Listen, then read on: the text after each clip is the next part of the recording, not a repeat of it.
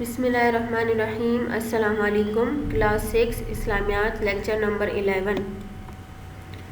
اس سے پہلے ہم نے پڑھا کہ مدینہ منورہ میں جب اسلام پھیلنے لگا، ٹھیک ہے، تو حضور اکرم صلی اللہ علیہ وسلم نے مسلمانوں کو ہجرت کرنے کا حکم دیا، ٹھیک ہے نا۔ تو اسی طرح مسلمانوں نے پہلی مرتبہ کیا کیا؟ ہجرت حبشہ ہجرت کی، ٹھیک ہے، اور وہاں پر مسلمان جو تھے وہ سکون اور آرام سے رہنے لگے۔ اب یہاں پر ہے کہ حضور اکرم صلی اللہ علیہ وسلم کا عام مسلمانوں کو ہجرت دینے کا حکم۔ ہجرت کا مطلب ہوتا ہے وطن سے جدائی۔ دین اور ایمان کو بچانے کی خاطر ایک جگہ سے دوسری جگہ جانا ہجرت کہلاتا ہے۔ اب دیکھیں، مدینہ منورہ میں جب اسلام خوب ترقی کرنے لگا مکہ کے کفار کو، تو یہ بات کیا ہوئی؟ اور بھی ناگوار گزری، ٹھیک ہے، اور ان کے اندر غصہ اور بھی بڑھ گیا۔ اب انہوں نے مسلمانوں کو پہلے سے بھی زیادہ ستانا شروع کر دیا۔ آخر کار حضور اکرم صلی اللہ علیہ وسلم نے عام مسلمانوں کو اجازت دے دی کہ وہ اپنا وطن مکہ چھوڑ کر مدینہ ہجرت کرے۔ یہ نبوت کا 14واں سال یعنی سن 1490 تھا، اور سال کا پہلا مہینہ یعنی محرم الحرام شروع ہو گیا تھا۔ اسی سال اور اسی ماہ نبی کریم صلی اللہ علیہ وسلم نے اور مسلمانوں نے مکہ سے مدینہ کی طرف ہجرت کا ارادہ کیا، لیکن اس ارادے کو عملی شکل دینے کے لیے یہ طریقہ اختیار کیا گیا کہ پہلے مسلمان رفتہ رفتہ مدینہ ہجرت کرنے لگے، ٹھیک ہے۔ انہوں نے اللہ کے لیے گھر چھوڑا، مال چھوڑا، بیوی بچے چھوڑے، صرف ایمان کو لے کر چل دیے۔ اب مکہ مکرمہ میں آپ صلی اللہ علیہ وسلم اور حضرت ابوبکر صدیق رضی اللہ تعالیٰ عنہ اور حضرت علی رضی اللہ تعالیٰ عنہ اور ان کے ساتھ چند مسلمانوں کے سوا کوئی بھی نہیں رہا۔ رسول کریم صلی اللہ علیہ وسلم بھی ہجرت کے لیے اللہ تعالیٰ کے حکم کے منتظر تھے۔ اب وہ وقت آ گیا کہ آپ صلی اللہ علیہ وسلم کیا کریں؟ مکہ سے مدینہ ہجرت کریں۔ نبوت کے 13 سال مکمل ہو چکے تھے۔ سن 1490 جو تھا وہ شروع ہو چکا تھا۔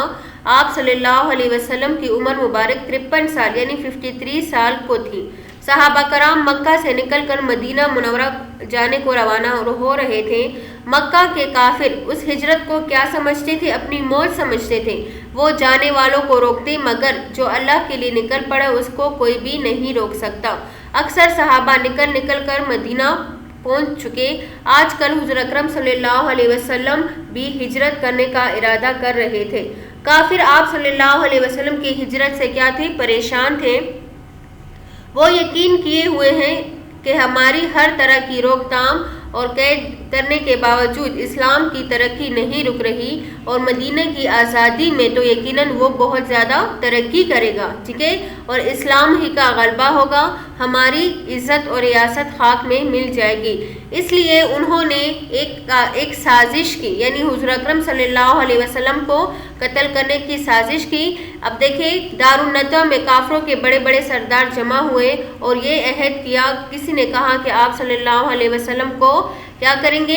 قید کر دیں گے، ٹھیک ہے۔ کسی نے کہا کہ آپ صلی اللہ علیہ وسلم کو جلا وطن کر دیں گے، اور جب سب نے اس رائے پر اتفاق کیا کہ آپ صلی اللہ علیہ وسلم کو قتل کر دیں گے، تو فیصلہ یہ ہوا کہ ہر گھر سے ایک نوجوان ہتھیار کے ساتھ آئے گا اور رات کو حضور اکرم صلی اللہ علیہ وسلم کو قتل کر دیا جائے گا۔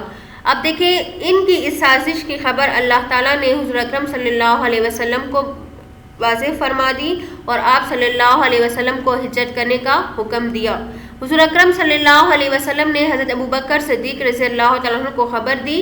وہ پہلے سے 2 اونٹنیاں اور سفر کا سامان تیار کیے ہوئے تھے اور ارشاد کے منتظر تھے۔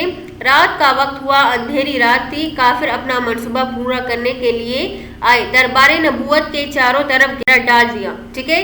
اب حضرت علی کی فداکاری، اب دیکھیں کیسا ناسا وقت تھا کہ دشمن نے ہر طرف سے گھر کو گھیرا رکھا تھا، لیکن اس کے باوجود حضرت علی رضی اللہ تعالیٰ عنہ حضور اکرم صلی اللہ علیہ وسلم کے بستر پر لیٹ گئے، ٹھیک ہے نا۔ وہ اس لیے کہ اگر کفار جانتے تو ان کو اطمینان رہے کہ حضور اکرم صلی اللہ علیہ وسلم جو ہے وہ موجود ہے، ٹھیک ہے۔ حضرت علی رضی اللہ تعالیٰ عنہ کو حکم دیا کہ وہ لوگوں کی امانتیں واپس دے کر مدینہ چلے آئے۔ تو یہ تھی فداکاری، یعنی سب حالات میں بھی وہ نہیں گھبرائے اور حضور اکرم صلی اللہ علیہ وسلم کی بستر پر لیٹ گئے۔ ان کو معلوم بھی تھا کہ یہ وہ بستر ہے جس پر سونے والے کو قتل کرنے کے لیے دشمن تلواریں لیے کھڑے ہیں، لیکن انہوں نے پھر بھی اس حالات میں ڈٹ کر مقابلہ کیا۔ اب حضور اکرم صلی اللہ علیہ وسلم سورہ یاسین کی تلاوت کرتے ہوئے کافروں کے درمیان سے نکل گئے، ٹھیک ہے۔ کافروں کو ان کی خبر ہی نہ ہوئی کہ حضور اکرم صلی اللہ علیہ وسلم جو ہے وہ جا چکے ہیں۔ صبح ہوئی تو جب اپنے ناپاک ارادے کو مکمل کرنے کے لیے اندر آئے تو وہ حیران ہو گئے کہ ان کی سازش جو تھی وہ کیا ہو گئی، خاک میں مل گئی تھی، ٹھیک ہے نا۔ اور وہ اس پر کیا ہو گئے، بہت زیادہ حیران اور شرمندہ ہو گئے۔ اب حضور اکرم صلی اللہ علیہ وسلم گھر سے نکل کر حضرت ابوبکر صدیق رضی اللہ تعالیٰ عنہ کے پاس گئے اور انہیں ساتھ لیا۔ جب مکہ سے نکلنا لگے تو ایک نظر مکہ کی طرف ڈالی اور کہا، اے خاک مکہ، تو دنیا میں مجھے سب سے زیادہ عزیز ہے، مگر میں بالکل کیا ہوں، مجبور ہوں۔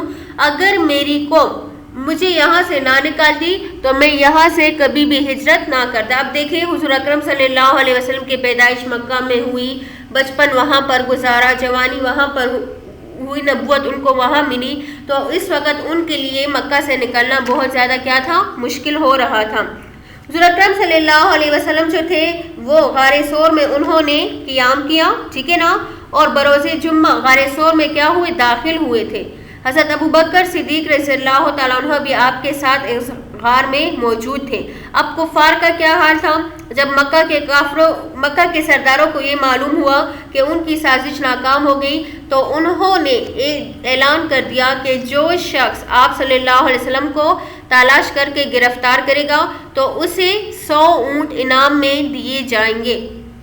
یہ اعلان سن کر بہت سے مشرک حضور اکرم صلی اللہ علیہ وسلم کو گرفتار کرنے کے لیے نکل پڑے۔ دشمن برابر حضور اکرم صلی اللہ علیہ وسلم کو تلاش کر رہے تھے کہ ایک مشرک جس کا نام سراقہ تھا وہ آپ صلی اللہ علیہ وسلم کی تلاش میں نکلا۔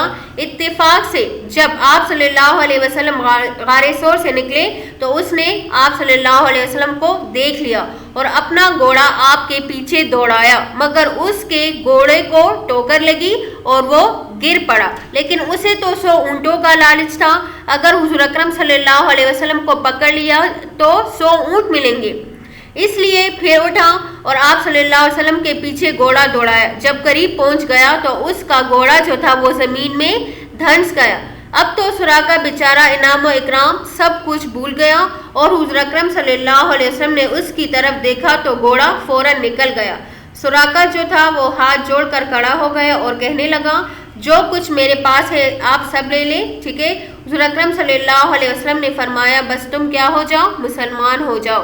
اس نے جواب دیا کہ میں مسلمان نہیں ہوں گا۔ آپ صلی اللہ علیہ وسلم نے فرمایا، ہم تمہاری کوئی چیز نہیں لیں گے۔ روایات کے مطابق ہے کہ سراقہ جو تھا وہ اس وقت تو مسلمان نہیں ہوا تھا، لیکن بعد میں وہ مسلمان ہو چکا تھا۔ اسی طرح حضور اکرم صلی اللہ علیہ وسلم نے مکہ مکرمہ میں 53 سال گزارے، ٹھیک ہے نا۔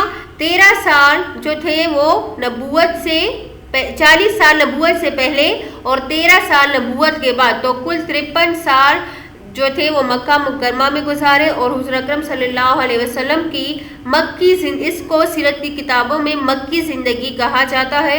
حضور اکرم صلی اللہ علیہ وسلم کی مکی زندگی جو تھی وہ 53 سال پر کیا تھی، مشتمل تھی، ٹھیک ہے۔ یہ تھا آج کا آپ لوگ کا سبق۔ آگے چلتے ہیں عملی کتاب کی طرف۔ اب دیکھیں سوال ہے، ہجرت کسے کہتے ہیں؟ آپ صلی اللہ علیہ وسلم اور مسلمانوں نے کس سن اور کس مہینے میں ہجرت کا ارادہ کیا؟ آپ صلی اللہ علیہ وسلم کی مکی زندگی کتنے عرصے پر مشتمل تھی اور اس میں نبوت سے پہلے کے کتنے سال اور نبوت کے بعد کے کتنے سال ہے؟ جیسا کہ ابھی میں نے بتایا، مکی زندگی 53 سال پر مشتمل تھی، 40 سال نبوت سے پہلے اور 40 سال نبوت کے بعد، ٹھیک ہے۔ سوال نمبر 4 میں ایک مضمون ہے جو کہ آپ لوگوں نے اپنی اپنی کتابوں میں کرنا ہے۔ آگے دیکھیں، ہجرت کسے کہتے ہیں؟ دین اور ایمان کو بچانے کی خاطر ایک جگہ سے دوسری جگہ جانا ہجرت کہلاتا ہے۔ آپ صلی اللہ علیہ وسلم اور مسلمانوں نے کس سن اور کس مہینے میں ہجرت کا ارادہ کیا؟ آپ صلی اللہ علیہ وسلم اور مسلمانوں نے ماہ محرم الحرام سن 1490 میں ہجرت کا ارادہ فرمایا۔ اگلا سوال ہے، آپ صلی اللہ علیہ وسلم کی مکی زندگی، ٹھیک ہے۔ تو یہ جواب میں نے ابھی بتایا آپ لوگوں کو، اور یہ مضمون جو ہے یہ آپ لوگ جو ہے اپنے عملی کتاب میں کر لیجیے گا۔ کیا ہے؟ قرآن کریم سفر ہجرت حضرت ابوبکر صدیق رضی اللہ تعالیٰ عنہ کے بارے میں ہے۔ قرآن کریم میں سورہ توبہ کی آیت نمبر 40 میں نبی کریم صلی اللہ علیہ وسلم کی ہجرت کے سفر کا ذکر کر کے یہ بتلا دیا کہ آپ صلی اللہ علیہ وسلم کا رسول، آپ اللہ تعالیٰ کا رسول کسی انسان کی نصرت اور مدد کا محتاج نہیں ہوتا، اللہ تعالیٰ اس کی براہ راست غیب سے امداد پہنچا سکتے ہیں۔ جیسا کہ ہجرت کے وقت پیش آیا جب برادر و اہل وطن نے آپ کو وطن سے نکلنے پر مجبور کیا، ہجرت کے اس پورے سفر میں جس میں خطرات ہی خطرات تھے، آپ صلی اللہ علیہ وسلم کا رفیق سفر بھی ایک صدیق کے سوا کوئی نہیں تھا۔ اسی وجہ سے حضرت ابوبکر صدیق کو قرآن میں صاحب النبی کے لقب سے یاد کیا گیا ہے، اور اسلامی تاریخ میں ان کو رفیق سفر ہجرت یعنی ہجرت کے سفر کا ساتھی کے لقب سے یاد کیا جاتا ہے۔ ٹھیک ہے بیٹا، یہ کام جو ہے آپ لوگ اپنی عملی کتاب میں مکمل کریں۔ والسلام، شکریہ۔